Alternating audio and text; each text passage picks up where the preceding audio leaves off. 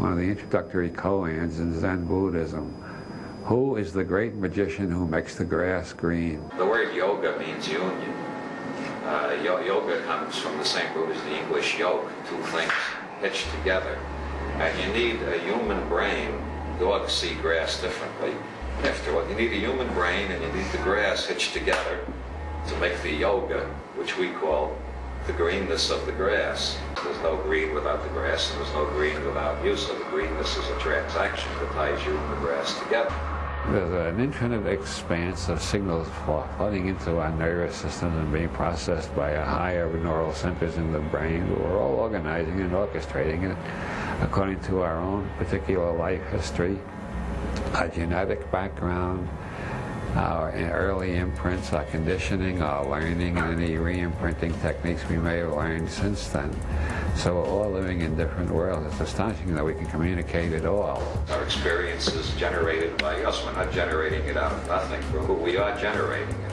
We are creating the reality tunnel we're experiencing from moment to moment. So there's a total unity between you and the universe, whether you're aware of it or not. The universe you live in is your creation.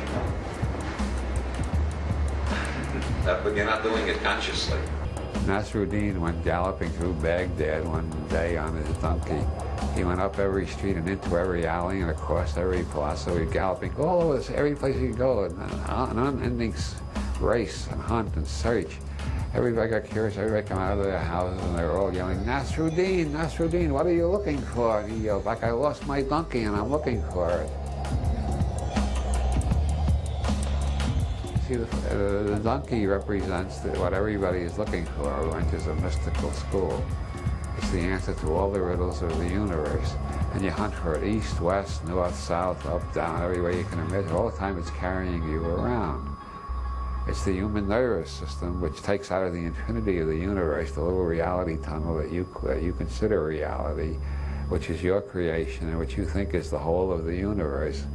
Unless you've been through a Sufi school or studied general semantics or did a lot of Zen meditation or dropped LSD once or twice, then you realize the universe is much bigger and more complicated than any little map we can make of it. The map is not the territory. The words that describe the map are not the territory, even further from the territory.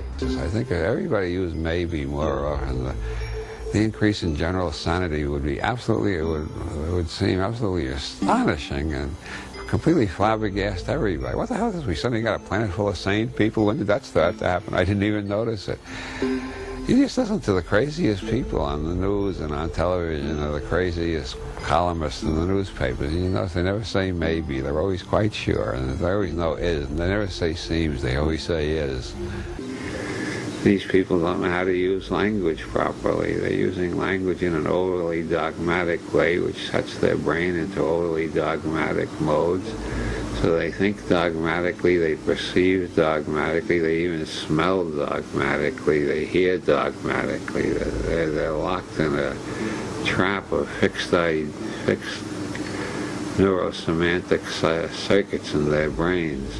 People start arguing about words, and they're mostly arguing about whether the words that they apply to the objects they have created out of the infinity or possible objects that could be put together. They've picked up a few of them, and then they put words on them, and then they quarrel about the words. And if these people get to the stage where they're willing to kill one another over the words, they should be put in a nice quiet home in the country with kindly doctors and beautiful nurses and good sedatives. But generally they end up in government mansions and start bombing one another. Or they lead religious crusades for the true faith and kill one another with swords or some such thing.